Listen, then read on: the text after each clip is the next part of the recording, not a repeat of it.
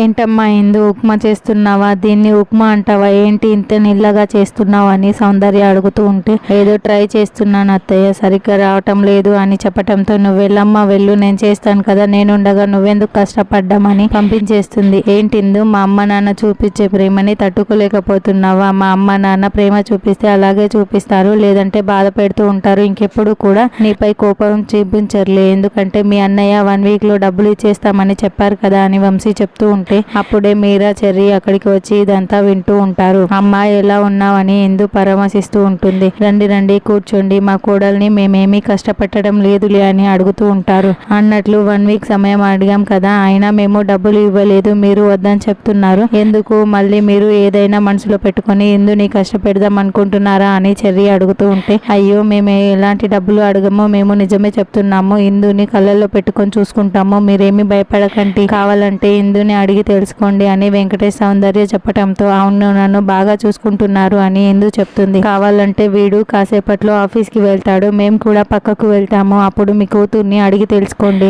మా ముందు సరిగ్గా చెప్పటం లేదు అని మీకు డౌట్ ఉంది కదా అని వెంకటేష్ చెప్పటంతో, వంశీ బాయ్ అంటూ ఆఫీస్కి వెళ్ళిపోతారు. ఇప్పుడు చెంపిందు అని అనడంతో, నిజంగానే చాలా బాగా చూసుకుంటున్నారు అని ఇందు అంటుంది. చూడు ఇందు, ఇప్పుడు వీళ్ళు బాగానే చూసుకుంటున్నారు, మళ్ళీ నిన్ను కష్టపెట్టారనుకో, నువ్వు మాతో చెప్పకుండా ఎక్కడికి వెళ్ళకు, నేరుగా ఇంటికి వచ్చేసి, మొన్న చాలా టెన్షన్ పడ్డాం తెలుసా అని చెర్రీ అంటే, అవునమ్మా అని మీరా చెప్తుంది. అయ్యో ఇప్పుడు ఎలా మామయ్య ఆయన్ని రాకుండా ఆపడం అని భూమి టెన్షన్ పడుతూ ఉంటే, ఒకే ఒక దారుందమ్మా అని చెప్పటంతో, ఏంటా మామయ్య అని భూమి అంటుంది. ఏముంది, నువ్వు గగన్ కి ఐ లవ్ యూ చెప్పేసి అప్పుడు రారు అని చెప్పటంతో, నువ్వు సూపర్ గా చెప్పావు మామయ్య అని అంటూ, చీచి ఏం చెప్తారు మామయ్య అని భూమి అరుస్తూ ఉంటుంది. ఏంటమ్మా అదేంటమ్మా ఇప్పుడే అబ్బా సూపర్ అని చెప్పి మళ్ళీ ఇలా మాట్లాడుతున్నావు అని అంటే, లేకపోతే ఏంటి మామయ్య, నేను వెళ్ళి ఐ లవ్ యూ చెప్పాను అనుకో, ఆయన నేరుగా ఇక్కడికి వచ్చి నన్ను తీసుకువెళ్ళిపోతారు మామయ్య, మీకు అర్థం కావటం లేదు అని భూమి టెన్షన్ పడుతూ ఉంటుంది. చూడమ్మా నా కొడుకు నిన్ను చేసుకోవాలా నక్షత్రం చేసుకోవాలా అన్నది నీ చేతుల్లోనే ఉంది, నీ ఇష్టం, నువ్వే నిర్ణయించుకోవాలి, నువ్వు నా కోడలా నక్షత్ర నా కోడలా అని కృష్ణప్రసాద్ చెప్తాడు. నక్షత్ర ఇప్పుడు ఈ అట్టిపండు తింటున్నావు కదా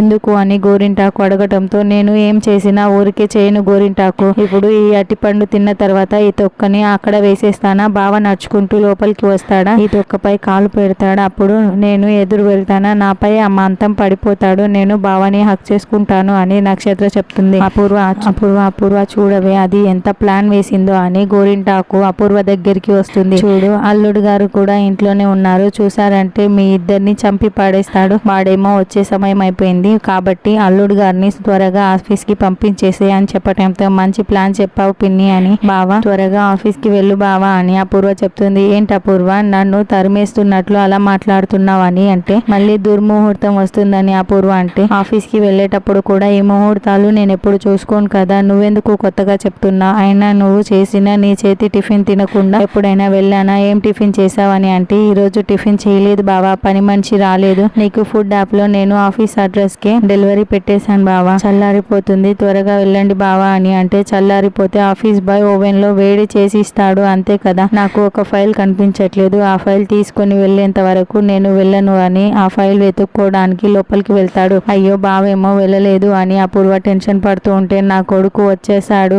హీరో ఎంట్రీ వచ్చేసింది అని కృష్ణప్రసాద్ చెప్తాడు. ఇక అపూర్వ శరత్ చంద్ర వస్తాడని టెన్షన్ పడుతూ ఉంటే, బావ వచ్చేసాడు అని అటుపండు తొక్కని రెడీగా పేసేసి ఉంటుంది. అప్పుడే భూమి కూడా పరుగులు పెడుతూ అక్కడికి వస్తుంది. నక్షత్ర అరటిపండు తొక్క వేయటం గమనించేస్తుంది. శరత్ చంద్ర డోర్ ని అపూర్వ లాక్ చేసేసి వెళ్ళిపోయి ఉంటుంది. అరే డోర్ రావట్లేదే, ఎవరైనా ఉన్నారా అని శరత్ చంద్ర కేకలు పెడుతూ ఉంటాడు. అప్పుడే బిందు వెళ్ళి ఓపెన్ చేసేస్తుంది. ఎవరు లాక్ చేసింది అని అంటే, ఏమో తెలియదు, మీరు సౌండ్ చేస్తుంటే నేను ఓపెన్ చేశాను అంతేనని బిందు చెప్తుంది. ఇక గగన్ హీరో లాగా నడుచుకుంటూ వస్తూ ఉంటే, అరటిపండు తొక్కపై కాలు వేసేస్తాడని భూమి టెన్షన్ పడుతూ ఉంటుంది. బాగా వచ్చేస్తున్నాడు అని నక్షత్ర గగన్ కి ఎదురుగా నిలబడి ఉంటుంది. ఇక గగన్ అరటిపండు తొక్కపై కాలు పెట్టేసి జారుతూ నక్షత్ర మీదకి వచ్చేసి నక్షత్రపై పడిపోతాడు. బావా అంటూ నక్షత్ర గగన్ ని లేవనివ్వకుండా గట్టిగా పట్టేసుకొని ఉంటుంది. భూమి చాలా షాకింగ్ గా కోపంతో రగిలిపోతూ చూస్తూ ఉంటుంది. అయ్యో అని అపూర్వ గోరింటాకు తల కొట్టుకుంటూ ఉంటారు. నక్షత్ర వదులు అని గగన్ అరుస్తున్నా కూడా నక్షత్ర పర్వాలేదు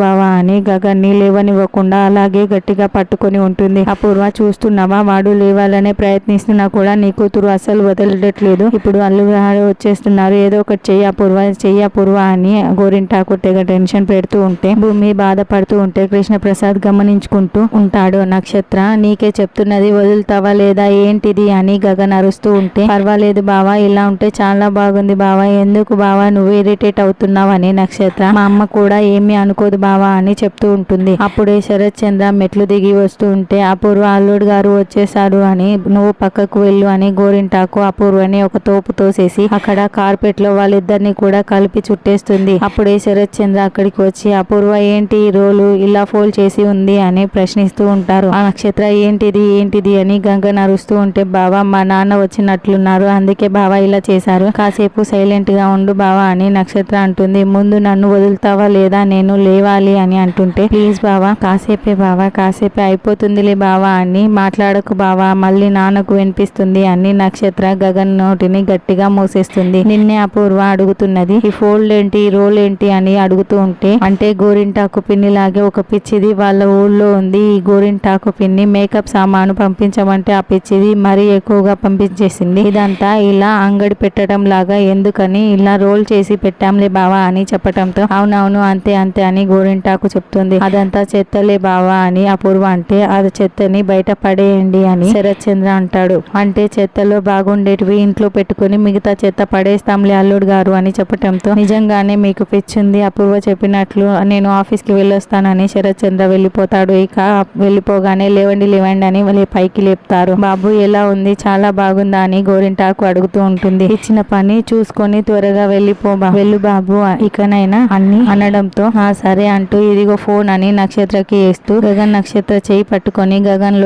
గదిలోకి లాక్కు వెళ్తాడు. మళ్ళీ ఇదేంది ఇది అని గోరింటాకు టెన్షన్ పడుతూ ఉంటే అపూర్వ కూడా వెనకాలే పరుగులు పెడుతుంది. చూడు నక్షత్ర, నేను నీకు ఎన్నోసార్లు చెప్పాను, నా వెంట పడొద్దు, నన్ను విసిగించొద్దు, నాకు నీపై ఎలాంటి ఉద్దేశం లేదు, నేను నిన్ను పెళ్లి చేసుకోను అని, అయినా కూడా నువ్వు ఎందుకు మా ఇంటికి వచ్చి ఎక్స్ట్రాలు చేస్తున్నావు, మా అమ్మని పెళ్లికి ఒప్పుకోమని విసిగిస్తున్నావు, ఇదే చివరి వార్నింగ్ అంటూ నక్షత్రకి, చూడు అపూర్వ, ఇంకోసారి ఇలాంటివి రిపీట్ అయ్యావనుకో నేనేం చేస్తానో నాకే తెలీదు అని అపూర్వ కూడా గగన్ వార్నింగ్ ఇచ్చి వెళ్తాడు. భూమితో ఒక మాట కూడా మాట్లాడకుండా వెళ్తున్నప్పుడు భూమి వైపు ఒక చూపు చూసేసి గగన్ వెళ్ళిపోతాడు. ఏంటి అపూర్వ, ఆ గగన్ గాడు మీ ఇద్దరితో ఏం మాట్లాడి వెళ్ళాడు అని గోరింటాకు అడగటంతో, ఇది చేసే పనుల వల్ల ఆ గగన్ గాడు నాకు కూడా వార్నింగ్ ఇచ్చాడు, చీచి దీని వల్లే అదంతా కూడా అని అపూర్వ రగిలిపోతూ ఉంటుంది. నువ్వేమో చీచి అంటున్నావు, అది చూడు, ఇందాక హాక్ చేసుకున్న దాని గురించి ఆలోచిస్తూ ఎలా మెలికలు తిరిగిపోతుందో అని గోరింటాకు చెప్పటంతో, నా కర్మ అని అపూర్వ తల కొట్టుకుంటూ ఉంటుంది. తర్వాత భూమి